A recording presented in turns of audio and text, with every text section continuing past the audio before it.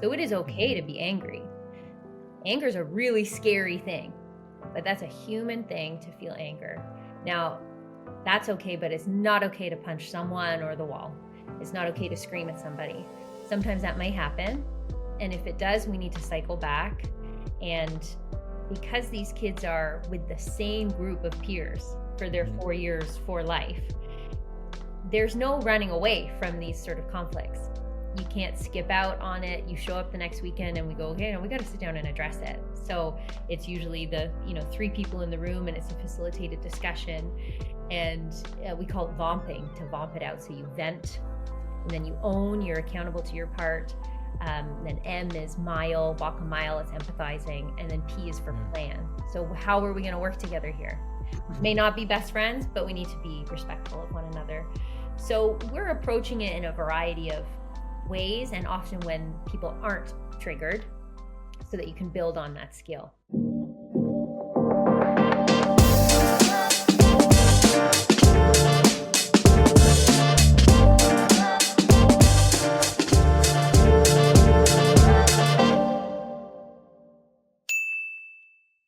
Mel, good morning. Welcome back to another episode of the Hart Hustle Podcast. We already started off knowing that we were twins. We're both drinking tea this morning. What's up? Mine says kindness matters. Hers says Canada, because she's out in the wilderness somewhere, but we'll figure this out here. Represent. So Mel, let's get real. Let's get into it. The world's a noisy place. We're really kind of disconnected with the world, and a lot of kids are growing up without a steady hand guiding them. But then there's organizations like yourself, Trails. You're the president of this organization. Do you remember the exact moment when you realized, like, this is just more than a job? This is my calling. This is a purpose. Do you recall that? Yeah, when I first learned about Trails in 2016, I was just fascinated by the program as a whole. I'd never seen anything that was so holistic and unique, long-term and consistent. And my mentor, Jim Hayhurst, or we nicknamed him Hurst, who was the founder of Trails in 1992, he would say that your passions aren't a coincidence, they're really your calling. And it just felt like this was designed for me to be a part of. And I grew up in a community where opportunities felt out of reach. And at Trails, we offer what I wish every young person could have: consistency, care, and someone who truly believes in them. Love it. And if you could just take us back, what was it like, Mel? Like, were you always connected to nature and psychology, or did this just kind of spark something later on in life? No, I was sponsored to go to a camp when I was about 12 years old. And that was my first exposure to the wilderness. And I found it intimidating and overwhelming. And similar to our kids, when they first come to the site and we drop them off in the woods for a camping trip, the bugs are a lot to handle. For some of our kids, it's the first time seeing the stars at night because they've grown up in the concrete jungle. So that type of exposure was new to me as a youth, but I immediately fell in love with the power of the trees and nature. And I hope the audio is okay because there's a whole bunch of geese coming and landing on the lake right now. Yes, let's hear those. Now, I think this is cool. You talk about seeing the stars. I recently moved more out into where there's not the city and not the bright lights. And I can actually walk outside now and see hella stars outside. And I thought, how cool is it? Like, it makes me so happy to know that I'm not stuck in a city where I don't see, the stars or anything. And there's something there. I mean, I'm to the point where I want to get a telescope now. Like, who'd have thought I want a telescope? I don't know. I don't know if that's a dad thing or what's really going on here, but I'm definitely into that. So I'm pretty sure, are the kids fascinated when they see these stars and they're outside and seeing these things for the first time? Like, what are some of the reactions that you hear or some of the things that you're hearing? Definitely. I have a wonderful story of one of our staff being on canoe trips. So when they are in year 3 and 4, they're going into the remote wilderness or the backcountry on a canoe trip for a week or more. So that means they're carrying their pack with all of their food. They're cooking their meals over a fire. They're sleeping in tents. They're even portaging a canoe, which means you've got to carry your boat from water system to the next and transfer through land. So it's pretty cool. You get these young people who are carrying giant canoes on their head and being out there and counting on one another for their survival and that sense of community. And numerous times this has happened, but a really exciting story of the kids seeing shooting stars and just like Mm. screaming and jumping around like, oh my God, and waking everybody up in the night because there was so many shooting stars coming. Ho You have this background, unique background, I would say, that's in psychology and outdoors. How has that really shaped the way that you're leading, especially leading young individuals today? Right. I think that we are all incredible beings that have all the answers to our problems within ourselves, and Mhm. that nature is really such an important tool or modality for us to connect with ourselves and with one another. And and then in terms of psychology, I'm really fascinated by how our brains are neuroplastic and we're consistently growing and changing. So the merging of the two fields is feels very natural to me. If you're going to be outside connecting Mhm. with yourself, connecting with nature, they're just mirror images of yourself to give you feedback. So many people, like, you know how people say there takes a village? Well, trails build a damn forest. Village is what y'all did. And you guys are literally giving kids a second chance per se. What's so different about what Trails is doing that people may not even realize until they see it up close? hmm What makes trails so special is that consistent long-term preventative approach. So we're grabbing youth when they're 11, 12 years old, and then we're staying with them 4 seasons, 4 years, for life. And it's having this 360 wraparound holistic approach to their wellness. So they're physically coming up to the campsite and staying over 1 weekend a month and throughout the summer. And then throughout their entire journey, they're learning um, outdoor wilderness skills like the canoeing, learning to Mhm. swim, and then in the winter it's skating and cross country skiing. What's really special is the opportunity for us to use those activities as a vessel to teach life's deeper lessons in conflict resolution, nonviolent communication, leadership, and resiliency. And we're doing it in small groups. We want to have a big impact on a few rather than a little on many. So we're going deep with all of these youth, and the staff are consistent, caring, stable adults who continue to show up for them. That makes a huge, huge difference. Mhm. And there's no phones, all nature. Yeah, Like, that's what right. kind of shift do you see in the kids when you say, "All right, no screens, we're just nature today"?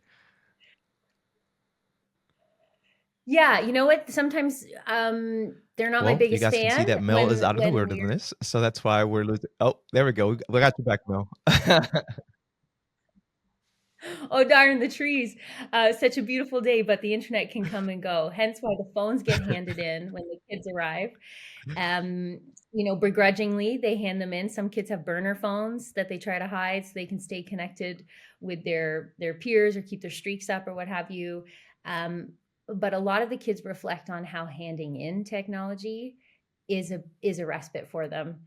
That when it comes the end of their session and they're going to go Mhm. home and we hand back out all their valuables, some of them have a moment of, oh, okay, am I ready to go back home now? Am I ready to get back in it?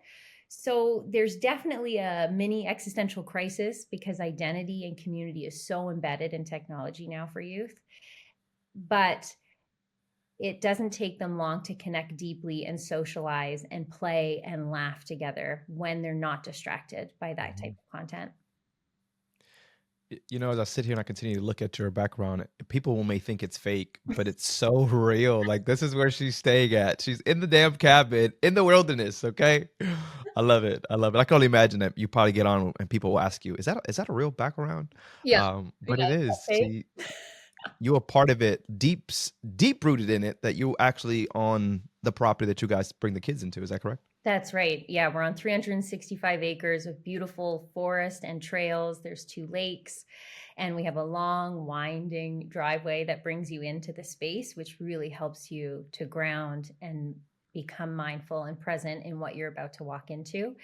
It's right now spring, so we've started tapping all of the maple trees to collect the maple syrup, which we'll put on pancakes for the rest of the year.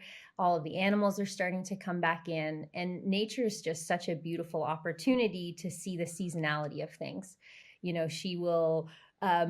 It was 20 degrees, so it's hot day yesterday, and then by 5 p.m. we got a snowstorm Um, Oh my God. Now it's pretty much melted again, but that fluctuation is, I think, just a really neat tool to teach the kids too about being outside. Things are happening outside of our control all the time. Hmm. All we can do is change how we react to it. So instead of going, oh my gosh, it was so nice out, and now I've got to get my winter coat back out, this is ridiculous. It's stop. Whoa, look at the snow. What a nice little treat. Our final sprinkle before spring rolls in full force, summer's here.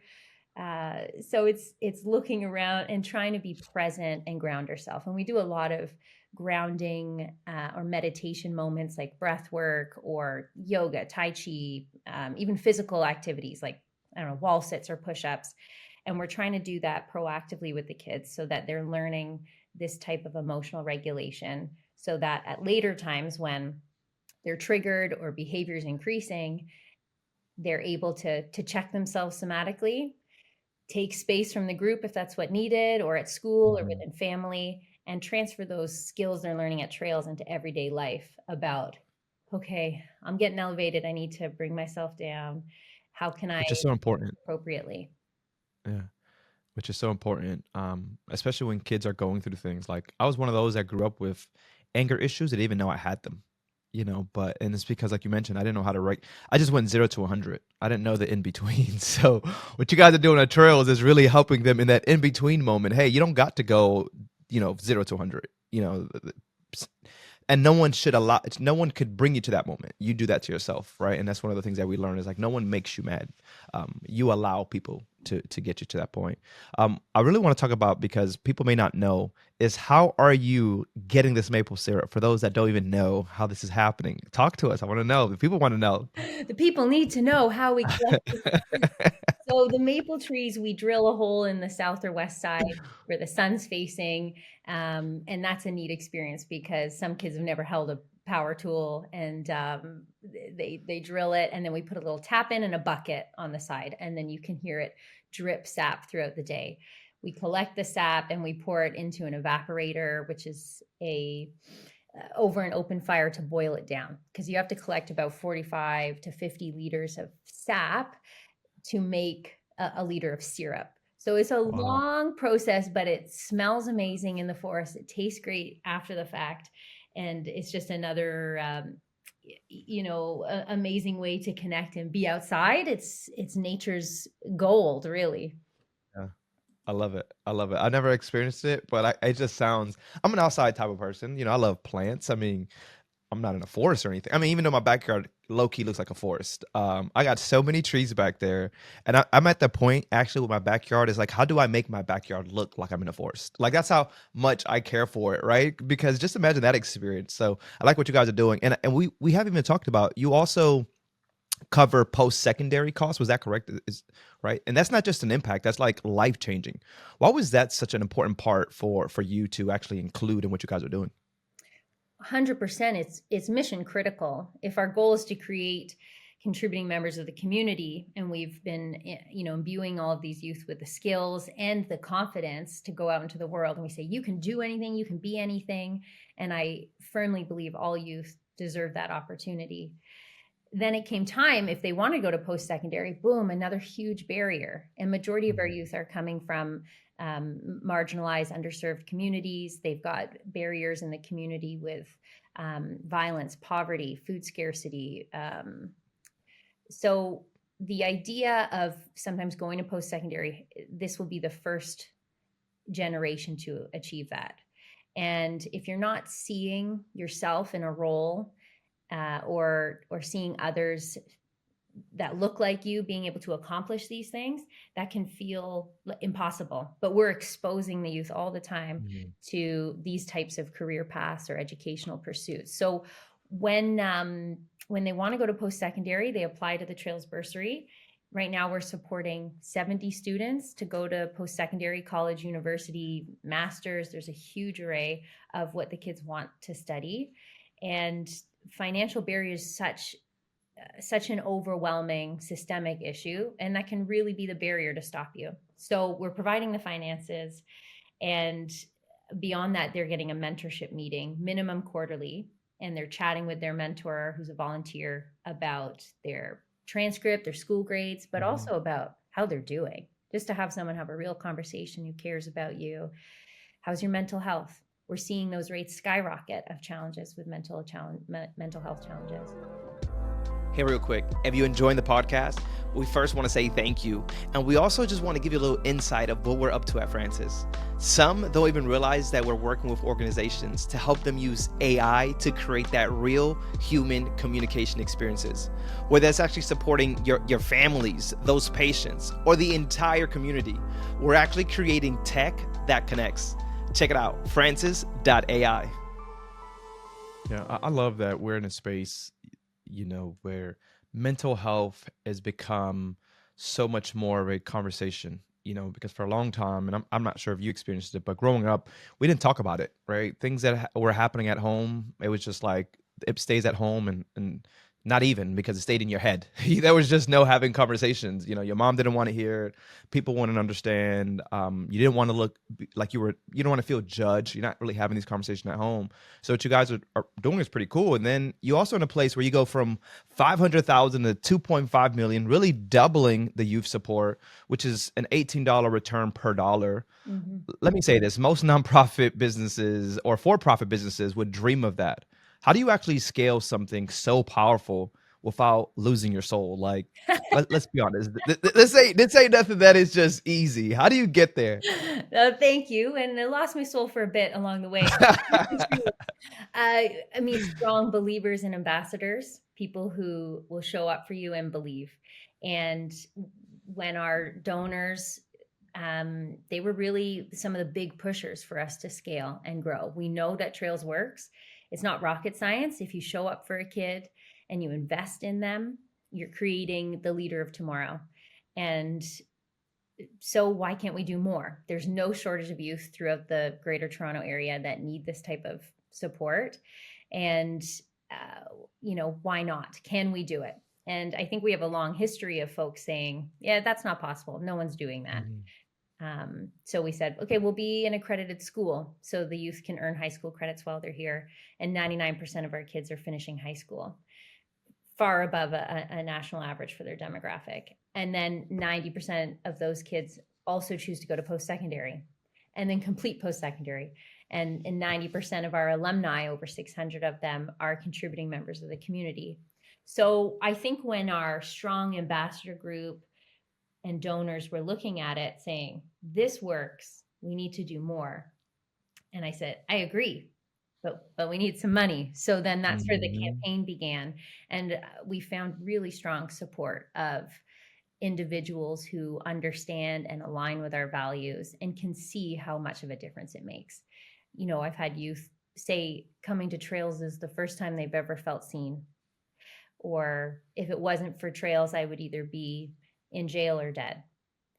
And so for a donor not to know these individuals, but to understand the nuances of their life and the impact this investment of them makes, that's a game changer. And there's a lot of heart with Trails. It's human connection, it's people first, it's believing in one another.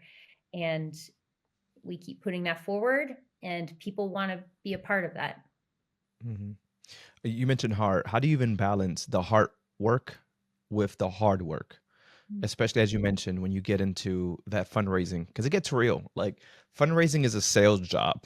People don't realize it. For the for-profit, that means you're good at sales, or you better be good at sales, because in reality, the only way that we're able to survive as nonprofits is that we're receiving those donations. How do you continue to balance that? Ooh, the heart and the heart. I like that. It is Mhm. challenging. We've got an incredible team. We've got about 45 staff who are delivering the frontline programming to our staff and are helping with the admin and the back end and that fundraising. So stewarding our donors is really important. Trying to include them in the story and understanding what's going on is critical. I think that the majority of people I get to meet and talk to Trails about, they ask more questions. They're genuinely interested. I think they can sense Mhm. the passion from me and others on the team and our alumni when they chat with them. And that goes such a long way. So I never force Trails, to anybody. I manage to, incorporate into most conversations because I feel so strongly about the work we are doing. And so I just follow the people that tend to be more interested, um, Mhm. and work alongside them. I love it. And you're not your typical leader, right? I'm pretty sure, and I say that in a sense of, and let's be honest, a lot of nonprofit leaders are probably 10, 20 years older than us. Mhm. And I can only imagine that when people see you as that leader, that they're probably a little taken aback. Have you received that? How do you even overcome things like that? I know you see in people's eyes when they look at you like, there's no way. Yeah, definitely, especially because when I started, I was 26 and I was the youngest person in the room. I was often the only female in the room. I'm definitely the only one who came from that type of community in the room.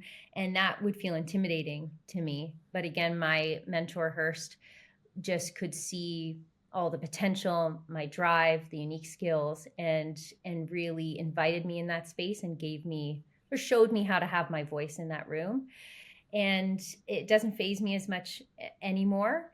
I think that um, there's a lot of trust and respect for me in those spaces, although they can be intimidating. Mhm. And often these, our Toronto Bay Street is where the billionaires play, it's our financial district.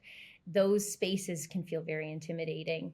But what I've noticed is they are very interested in what we do at Trails and passionate about it and genuinely curious. And they'll ask me questions like, my teenager's doing this. What can I do? Or, how are you managing people? Because that heart and heart again, it can be really tough to Yeah. be in the not-for-profit world or the social impact sector. It's really hard working with marginalized youth. It's important work, it's meaningful, but it is hard. And a lot of our staff, we've got to work to prevent that emotional burnout or the drain and fatigue. Similarly with the fundraising, that's a grind every day. Mhm. You're counting on other people to donate, to invest in your program. And there's this constant pain in my heart, like, okay, can we do it? Yes, we've got to grind, we're going to hustle, we're going to make this happen. Mhm. um but that's a lot of weight to carry because it feels like carrying these really important young people into the future. Yeah. No, I hear you on that. And it's good that you have people that are like-minded, part of your staff, that have that heart, that have that passion. It's so important that people remember why they've been doing it, right? Because I think that's where people get lost, and it just becomes like, I'm just doing just come out of being comfortable. But when people realize they're doing it because they're changing lives, like there's such a big impact there, and people are going to really care more of it. Because let's be honest, it's not. I'm pretty sure you experience it. It's not about us anymore, right? Like, I mean, at least me, I'm about to be 35 this year. I got kids, and I'm like, it's not about me. It's about what can we really do to make an impact for kids that were like us, that experience maybe that loneliness. Kids that were, for me, I was adopted. So kids that experience adoption. You mentioned kids that never experienced the wilderness. Like those are some of the, I think I mentioned to you, never been fishing, never been camping, never like all these things I've never done because I didn't have that dad or that family that ever wanted to. Funny story now where actually my mother-in-law, because I said this, she decided to book a I didn't even know Disney does this, but you can go and camp at Disney. It's like they have their own campground. So we're about to go camp at Disney, right? She said, "Yeah, we got to bring our own food and all this." And I'm like, "Oh, that's what we're doing." Like, all right, I'm kind of low key excited about this, but to know that my daughter gets to also experience this, right? Like, it's not about us; it's about the experience that we're going to leave for our kids. Is there a story or a kid where you just thought like, "Yeah, this is why we keep going"? Did you? Oh, Who comes to mind? yeah, I mean, countless, so I just have to pick one. um I mean, I'm endlessly inspired and motivated by our kids. They're coming Hmm. from hard places. They're dealing with such difficult realities, and they continue to show up. So that can be, um, and the bravery that it takes to try new things. Even so, from that nature perspective, we've got low ropes and an aerial course, like a Hmm. rock climbing type of program. So dealing with fear of heights, it can be a reality. putting on your harness, like, I don't think I can do this. And then what fears that bring up in just your being of who you are, like, wow, I'm feeling triggered. I do not want to climb this thing. But then to have someone with a helping hand reach out and guide you up this aerial course, which is very similar to what had happened to me when I was a kid, being up in the tree, 60 feet up, harnessed in, and told to go across this element, which was impossible in my mind, absolutely impossible. I have always been, very confident and wanting to try new things, and I froze. There was no way I was doing this. And then at the time, embarrassing, I started crying. I was just system overload. And I thought, there's no way I can do this, no way. And my peers are watching me. But then one of the staff, we just chilled for probably 10, 15 minutes in the tree together. He let other people go past. And we were just talking about dogs, things I like. And eventually he put his hand on my back. He's like, okay, Mel, we're going to do this now. I think you got it. And I believed him. And I did it. And I went across, and it was so scary. But when I got to the other side, I was just overjoyed. And I thought, if I can do that, oh, I can do anything. And a lot of our kids are having that moment throughout time, whether it's on the high ropes or it's canoeing or it's swimming after they've, it's taken years for us to get them in the water because they've been exposed to someone drowning and they don't know how to swim. So we've got this luxury of a long-term relationship where we can scaffold the learning. Each year we award an alumni with the Hearst Legacy Award, an alumni who's living truest to our mission of giving back to the community. And one of our recipients talks about how when they first came to trails, they couldn't control their anger. They were always getting into fights. They felt they needed to be funny and the class clown for attention. And then by the end, they were able to regulate that emotion, show up for others in a way that wasn't to impress, but to be a kind, good friend. And now in life, this one of these individuals has gone the whole way, has completed their PhD, is now a professor teaching about Black masculinity in youth. So has really done the full circle and is trying to pay it forward. That's so cool.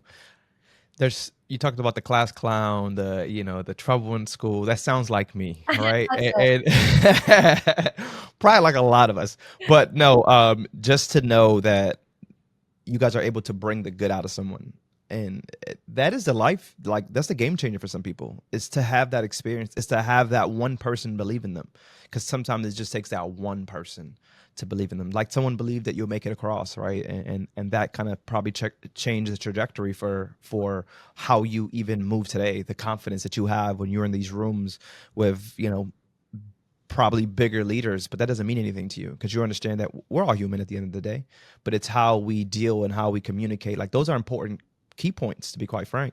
I'm loving this. I'm loving this conversation. And you've been doing this now, I think you said 10 years, right? About 10 years, about a decade now.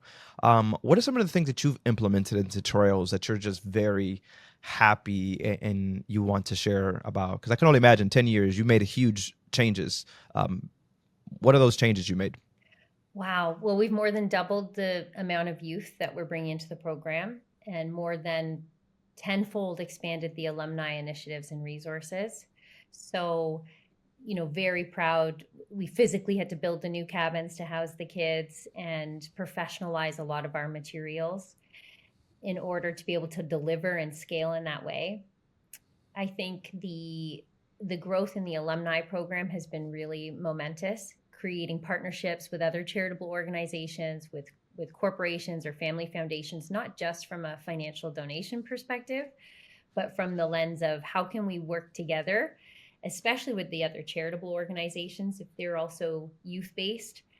Can we collaborate and bring your youth into nature? Because this is a really special healing modality. Can we share some of our resources? So often charities are duplicating efforts and operating as silos. And I think there's a bit of a scarcity mindset or this competition between other charities of losing donors, or it's such a hard fight. But I have found that the more we partner and share, the more we grow together.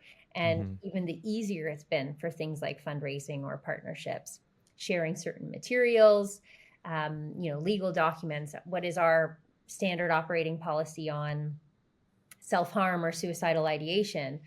Wow, we've spent a lot of time on this. We've worked with advisors and professionals. Can we support your organization with that? So I think the growth in our partnership has been really important, and mainly the work with our youth that's growing, the expansion that's been critical. I'm most proud of how we've been able to handle that, and our team, like that, the full-time staff who are showing up every day, and through a pandemic where we remained open and in 100% contact with our kids the whole time.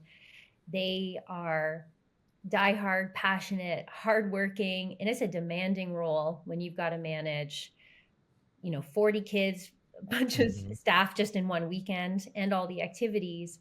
They do it with grace and passion and self-reflection, and they keep showing up because they really, really believe.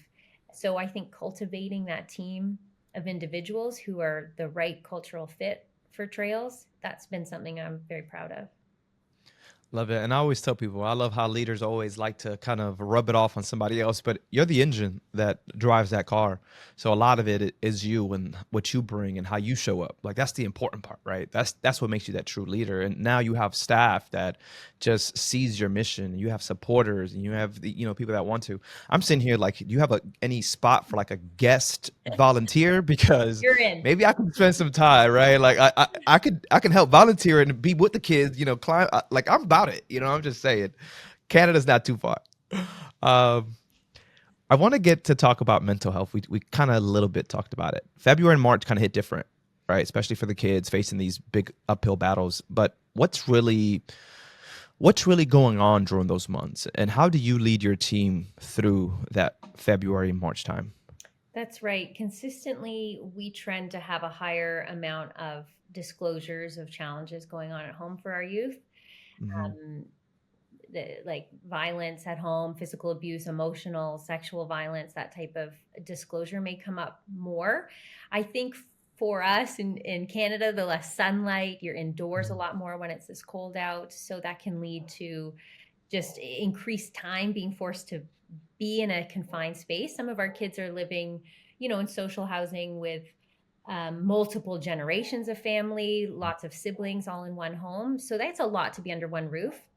Yeah. And then add on potential seasonal affective depression or disorder to the mix. So we've got this increase in challenges. Um, and that can be really sad, hard to deal with.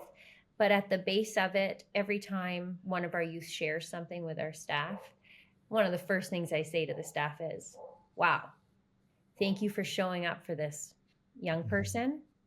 They trust you so implicitly that they're able to share their darkest demon and be Hmm. seen and held. and and we may not always be able to fix it. We triage care out to therapists or different organizations when it's outside of our scope at Trails. But to be there as that consistent person makes a huge difference. And for the kids to have that trust in an organization, to know Trails is going to show up for me. I've received phone calls from the hospital as an emergency contact for alumni I've never met, and Wow. they don't know me, but they know Trails. And so they've put on their form, who's your emergency contact? Trails. Someone from Trails will come, and someone from Trails will come, and we will be there for them because they're family. And a lot of our kids talk about this space as their home, and the peers in their group as their family. So I think it's reminding our staff and the kids that, like nature in that storm, things are going to come and go, and there's ebbs and flows, but you need to hang on because things will change and they will improve. So if you're stuck in that really low place, please reach out. Someone will be there for you. I love it. And how do you even teach? You talked about the emotional regulations going on, and just there's just so much going on at home at times. How do you even teach the emotional regulation when some of these kids have never had safety or stability in their homes and in their lives? Must be hard work. Like how do you come across with that? A lot of it is showing up as a caring, stable adult that they can co-regulate to. So it might be something tangibly like, hey, can we do some breathing together? Let's try to do a box breathing. Let's breathe in for 4 seconds and hold for 4 seconds. Hmm. Yeah, use your finger and go down, exhale. In the moment of crisis, maybe that's it. Maybe they just want to be alone and they need some space. And that's rare too, especially in a traditional schooling for our youth. Many don't tend to excel in traditional schooling. Even something like ADHD, where you're told you got to sit still, you have to work, or with autism, you have to make eye contact with your teacher. At Trails, it's like, does that stuff really matter? That's actually just put the human first. And if you need to Hmm. stand up and jiggle your legs or you keep your eyes down, that's totally appropriate, whatever feels best. So to that lens of meeting the kids where they're at is so helpful when it comes to that emotional regulation. And we're teaching it in a curriculum format over years. Hmm. So when they're 12, we're just talking about, can we identify feelings, good feelings, bad feelings, and accepting all feelings as valid and normal human responses. So it is okay Hmm. to be angry. Anger is a really scary thing, but that's a human thing to feel anger. Now, that's okay, but it's not okay to punch someone or the wall. It's not okay to Hmm. scream at somebody. Sometimes that might happen. And if it does, we need to cycle back. And because these kids are with the same group of peers for their Hmm. 4 years for life, there's no running away from these sort of conflicts. You can't skip out on it. You show up the next weekend and we go, hey, no, we got to sit down and address it. So it's usually the 3 people in the room and it's a facilitated discussion. And we call it vomping, to vomp it out. So you vent and then you own, you're accountable to your part. Then M is mile, walk a mile, it's empathizing. And then P is for Yeah. plan. So how are we going to work together here? May not be best friends, but we need to be respectful of one another. So we're approaching it in a variety of ways, and often when people aren't triggered, so that you can build on that skill. I love it. And you've seen real trauma, I can only imagine, right? You've been doing this for some time. How do you not let that break you down over time? I find it helpful to do some guided visualizations to try to compartmentalize Hmm. stories for the kids. Um, I journal. I dance. I try to let my body release it. I think great book by Bessel van der Kolk called The Body Keeps the Score. And so when you've got trauma and it's stored inside you and it's not released, what happens to it? And it can fester Hmm. and it can cause illness. Um, and so things need to be released. And that might be talking to a friend. It might be, when you're leading an organization, that can feel isolating or lonely at times. And I think Hmm. a lot of those partnerships we've built, I found a lot of comfort in having other leaders resonate, often commiserate in what I'm sharing and have similar experience, and just to be held in the space the same way we're holding it for the kids and then the staff. Hmm. And then sometimes they go, oh, nobody's holding me. Um, but then I've got a board of directors and our chair, Greg Clark, who's wonderful. And sometimes I'll just phone. He'll say, "Are you looking to vent? Are you looking for advice?" I said, "I just want to vent for a minute," Yeah. and that has a space too, and it can help reframe your thinking. That's funny you asked that. I've realized I've been very I'm always one that wants to help, but sometimes people just want to vent. So when I have a friend that calls me, we're both in this just business world, and he's just calling me with all these things, and I want to give him ideas. I ask that same question: do you want to know what I have to say, or are you just telling me? I just need to know before I start opening my mouth, because not everyone wants the reply, right?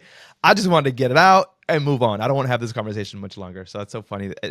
You have to do it. A very I love that you also practice what you preach, and that's where people I can only see you as a better leader for the organization, because you're practicing what you preach. You're not just sitting here and just doing the work. No, you're doing the work that you're telling the kids to do as well, right? You're kind of leading by example. So I definitely like that. I want to talk about, we're about to wrap it up here, but I want to talk about AI a little bit. It's knocking on every nonprofit's door, but Trail is about unplugging. So how do you even honor your mission while also adapting to the times? Yeah, it's tough. When I first joined, it was we are against social media. We will not engage. And I went, well, that's not realistic. We need to have a platform. We're trying to get donors. We also need staff. We want our youth and their parents to trust us. We need some form of platform. So it's tough to balance both because we do have an online presence on Instagram or Facebook, LinkedIn, or trails.ca for the website. But um, so there's a reality that you need to do these things.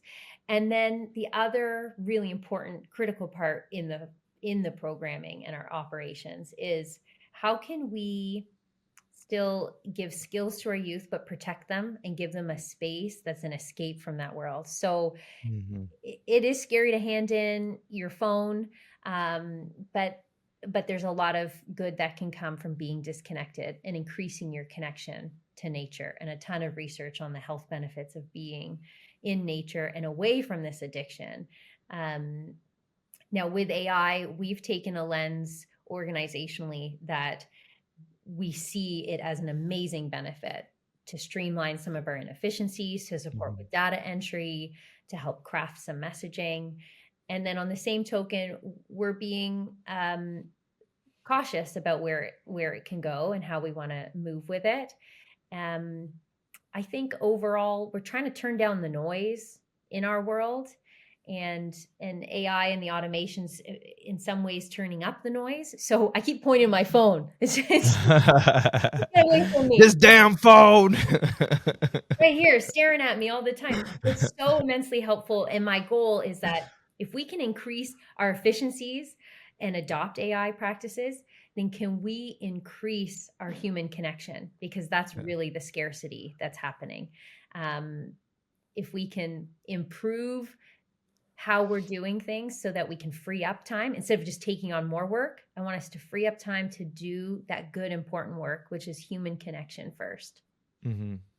Love it. Yeah, yeah, 100% agree. I do, I love that you're still using it as a tool, as a resources. Is not taking anything away. You mentioned, I think last time, just making sure there's those policies in place when it comes to AI, making sure we're not crossing the line with tech because we still want to remain human, right? Keep that human. So I do like it. And I love that you do the digital detox. I think that's such a good thing for kids. I just every time I'm outside playing with my daughter out in the world, right? In the front lawn, we're going scooter, we're going bike. You just don't see that often, you know? And even I have to be very mindful because you can easily take your daughter outside but still be on the phone. So I 100%. make sure that I'm not on my phone because I don't want her to see that. Let's play outside. This is a fun part. Mhm. And you see how excited she is. Dad, can we go outside? Because she knows that I'm going to be, Wow. plus she's young. You got to watch them. They just run all over the place. But it's what we want. We want her to have that time, not the tablet time, not the always watching TV, but even just sometimes walking with her and asking questions. How was your day? And she'll sit here and tell me she's only 4 years old, and she'll sit here and tell me her good day, part of the days and her bad part of the days. And by the end of it, she's like, man, this is the best walk ever. And it's those little things. And it's like, oh man, like I could do this over and over. I love it. We're going to start wrapping up here, but I want to paint a picture. There's a kid right now who doesn't even know trolls exist, but they truly need it. What do you want to say to the person who could help make that connection happen? Mm. Wow. I think to that individual or the youth or the family, if there's a CAS worker or a teacher, therapist, caregiver, for them to realize that resources exist and there's a different possibility and future out there. Um, so they can make a formal application with Trails Online or reach out to us to learn more.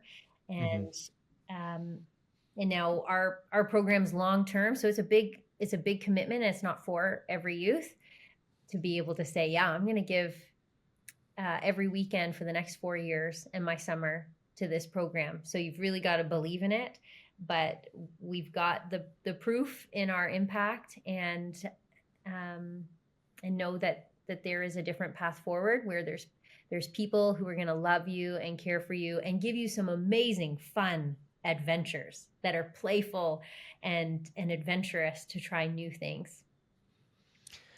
Mel, you can't do this forever. So, in one sentence, what's the legacy you hope Trails leaves behind? Wow. Hmm. Wow, I think it already is leaving it behind, and I hope it continues to. But the legacy of giving to others. I love it. All right. Well, this is the blind question time. Are you ready? Oh, okay. I didn't prep you for this. This wasn't one unpopular truth. What's one unpopular truth about working with youth or leading a nonprofit that most people don't have the guts to say out loud? Ooh. Sorry, the hot seat, because you're out in the cold in Canada Well, somewhere. So, I think everybody who wants to run an organization is in it because they love the mission and what they're doing. So I love working with youth. I love the outdoors. And, I had no idea that I'd have to do so much budgeting and planning and performance improvement evaluations and with our CRA and the auditings that have to take place for a charity. It is not fun. It's so arduous. It takes a lot of time and it sucks my soul. But then I can go back out and be with the kids and have a little paddle or a canoe. And I go, okay, I understand this is why it exists. But man, yeah, managing all of that, it's not very fun.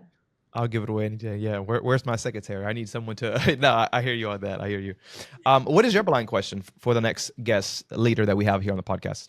Ooh, I think it's going to be if you could go back 10 years and talk to your younger self, what advice would you give them to help you in your current day? Love it. All right. Listen, Mel, we could definitely talk. We're like 45 minutes in and great conversation. I love what you're doing. I love the mission. And for those that are still watching, if you guys are wanting to know more about it, what websites, what's the social media platforms they can actually visit, Mel? Trails.ca and at Trails Youth. Love it. Well, guys, you guys heard it here from another amazing leader in the nonprofit space, Miss Mel. It has been a pleasure. Thank you guys so much. If you're still watching, make sure you guys are sharing, subscribing, and tune in for another great conversation with another leader on the next one. Hart Hustle Podcast, Ephraim. Catch you guys on the next one. Woo. Laters.